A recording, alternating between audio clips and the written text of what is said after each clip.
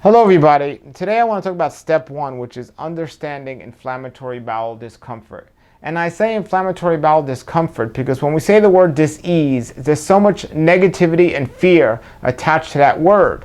Disease and discomfort are the same thing. There's a dis-ease in your body, a discomfort in your body. And when you want to get better, you get rid of the discomfort, the thing that's creating the dis-ease.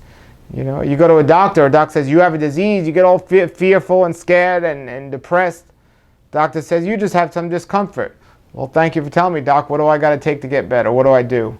And that's the attitude we need. Not what do I got to take, but what do we have to do? And first thing we have to do is we have to understand what inflammatory bowel discomfort truly is. So inflammatory bowel discomfort. So we already discussed discomfort. It means something is making us feel uncomfortable.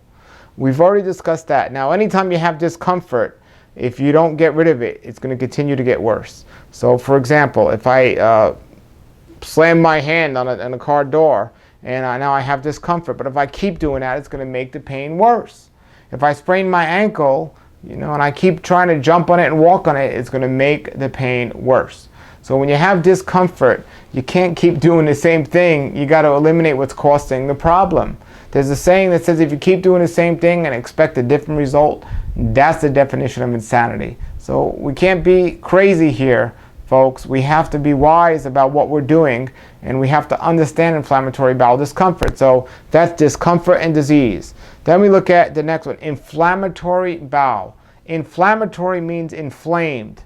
There's something in the body that's inflamed. Did you know there's only one disease out there or discomfort out there with many different stages or different levels? And one of the latest stages of disease is inflammation.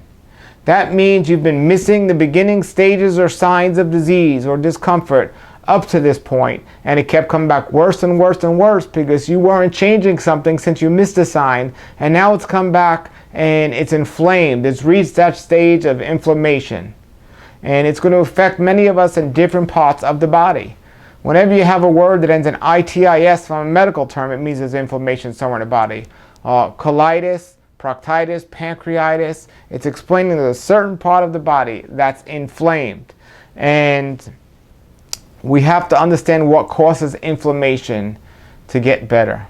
There are things that reduce inflammation that we could take that'll help us. And I'm not just talking about drugs that have effects. Now, doctors will say side effects, but I don't call them side effects. I call them direct effects because they directly affect us. But we have to understand inflammation and what causes it and how to get better from it. And that's what we're going to talk about on this website, understanding and healing from inflammatory bowel discomfort, because nobody likes to be in discomfort. I don't like you to be in discomfort, and you don't have to be in discomfort. You don't have to take the drugs the doctor gives you in most cases. The path I lay out here, I know will work for people because I understand inflammatory bowel discomfort. I understand the causes of it. I understand the things that contribute to a flare-up. And I also understand how to get better and not suffer from flare-ups anymore.